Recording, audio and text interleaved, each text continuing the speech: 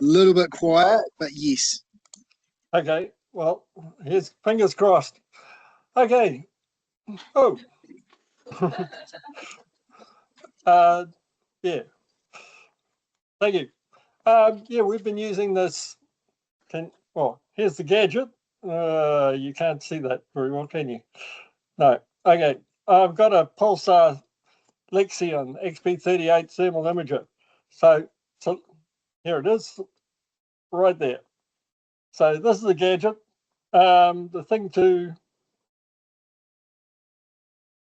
notice about it is it's got the you've got the thermal imaging sensor on the front here with its focus knob, and then you've got the display sensor at the rear here with its focus knob. So when you're using the thing, put it up to your eye, focus in on the screen so you can see the little screen. So typically when I'm doing that, I'll look at the time on the screen and focus clearly on the time. And then you use this front focus knob to look clearly at what you're looking at. So if I can now get that moved to one side, so I can actually read my presentation, would be really good. Thank you. Yeah, I was planning on standing there in front of you so you could see me wandering around and pointing at stuff, but yeah, the weather did not, the Braided Rivers cut our roads away, so yeah, we're stuck in Kaikoura. So this gadget what is thermal imagery? So this gadget looks at part of the electromagnetic spectrum that's, well, let's look at it another way. Everything that's above absolute zero emits energy in the electromagnetic spectrum. The hotter it is, the higher the frequency. So our eyes are tuned to the frequency that the sun emits. The part of the sun that's doing most of the emission is at around 4,000 degrees C. When we're looking at things sitting around in the environment, we're interested in the temperature range between about 270 Kelvin and around 300 Kelvin. So in that range of 0 to 30 degrees C. And so that's what this sense is tuned for. So it gives you huge advantages when you're looking for things that are cryptic or when you're looking for things that are nocturnal. And if you put a light on, they change the behavior. And it's also, it's good for studying things of interest, but like banded dotterels or shearwaters or whatever your interest species is, but also their predators and their habits. So if we can move to the next slide, please. So yeah, the trick that I've found, if you really wanted to get really good identification, is to just be constantly moving that front focus knob. The thing's really, really sensitive to perfect focus. So if you're looking for dotterels on the beach, you can actually detect the dotterel's eye at about 80 meters with one of these things, if you've got it perfectly in focus. So sometimes you'll get one pixel, it'll be a bit brighter than the others. But if you're constantly changing the focus, it's a real pixel if it comes and goes as you shift the focus. So that's another way of getting around pixel problems on the sensor. So yeah, that constant movement lets you tell what's real and what isn't. So if we could hop onto the next screen, please. So yeah, the thing about using this gear is choose your times. You want to be using it late at night or early mornings most days, or on heavily overcast days. So if you know you've got some heavy overcast days coming up, you can spend the whole day doing thermal work. But usually you get your best results sort of just before dawn. And I'll give you some examples. I'm going to make a bit of a radical claim for a braided river bird, but we'll get to that shortly. Yeah, so you can use this gear and things just have no idea you're there unless you actually move or make a sound. Next slide, please. Yeah, there are risks. Cold gives you the greatest contrast, but when it gets very cold, I've actually been caught out 3 times going hypothermic. Just underestimated how much warmth my body would lose at the study site. So when you stand perfectly still watching a dotterel for 20 minutes and then you go to walk away and, oh dear, the legs don't work. And suddenly I feel like throwing up. So There's your yeah. hesitate. So now I tend to overdress. Yeah. So haven't done that problem for a year or so. Next screen, please. Okay. So how many people here can identify how many dotterels there are in the flock? Okay. Just next. Yeah. It's a lot easier now when you're looking through the thermal. You can count the dotterels. It's the same image. I took those, within a couple of seconds of each other. But you can really easily count the dotterels.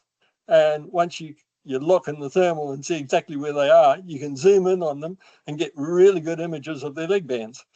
But I, for one, when dotterels are standing still and they're not moving, I can't see them. They're very cryptic little birds. Next screen, please. So finding nests, similar problem. Who can see the nesting dotterel there? Okay, next. Can you see it now? But you know where to look, where that bright spot is.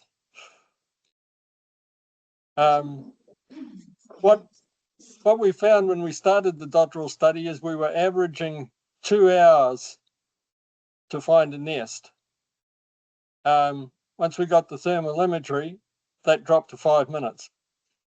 So it's just that much quicker surveying beach and being really, really confident that you've got the nests.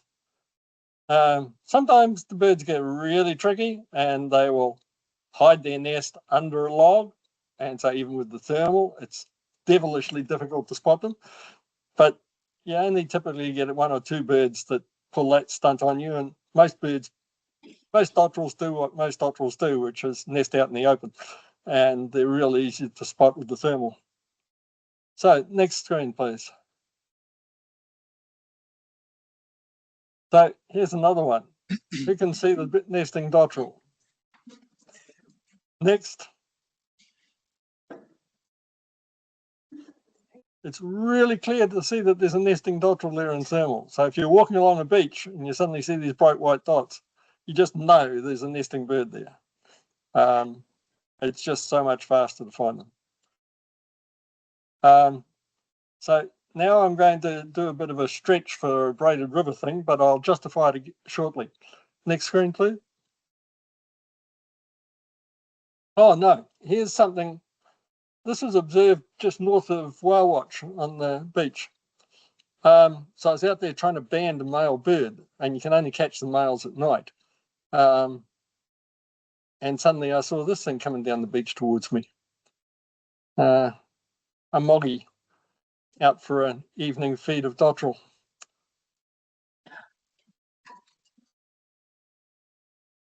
So yeah, he had no idea I was there. Now these sensors, they make a click about every 2 or 3 minutes when they go through thermal equilibrium.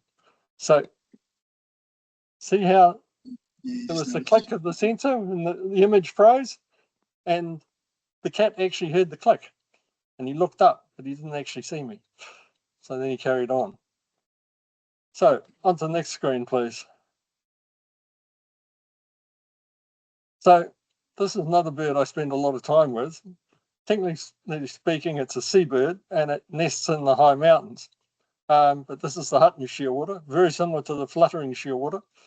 If you ever see a shearwater flying by, you look at that area of the armpit that's within the ellipse there. If that's dark, it's a Huttons. If it's light, it's a fluttering. Next screen, please. And this is the reason why I'm calling it a braided river bird. But you can see there that the main colony is up right in the headwaters of the Kowhai River. And there's about, well, there'd be about 500,000 birds up there during the breeding season. And the nutrient that they introduce into the system has a major influence on the biota in the entire system. And you can see the lower reaches there of the Kowhai are a braided river system. That sort of occupied all of my attention yesterday as it managed to break out pretty much where that arrow is. It overtopped the banks and sent quite a bit of water down into town, which had a state of emergency declared here. But yeah, they have a big influence on the braided river system, but we've found some really interesting stuff. So next screen, please. So I'm not sure how well you can see this, but all those little spots of light you can see moving in the black are birds circling up above. So this was taken from the helipad just by the research hut, right up at about 4,500 feet, 1,200 meters in the mountains. We used to think that these birds flew up and basically went straight into their burrow areas. But it was only when we got the thermal that we could see that they were coming in, and they'd spend anything up to half an hour circling around, and they might circle 20 times before they eventually came in and landed. And we had no idea about that behavior before we got the thermal.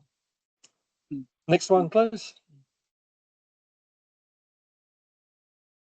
This imagery is taken from up at the Mount Fife hut, and these are birds coming in. So it's just before midnight, and you can see the birds just winding their way up. But the sky is just alive with birds. And that was something we kind of knew was probably happening, but we had no direct information about. It was interesting that night. I did I think I did 8 stops between the car park and the hut as I went up. And at every site, I could see birds, even right down at the car park. Birds were just going overhead like this. So the next one is the one that sort of blows everyone's mind. This is just before dawn as the birds are exiting. Now, we intellectually knew that this was happening, but to actually see it was quite something else. Yeah, so those are just examples of things that you can see using thermal imagery. So I think that's the end of the presentation. Yeah. So any questions?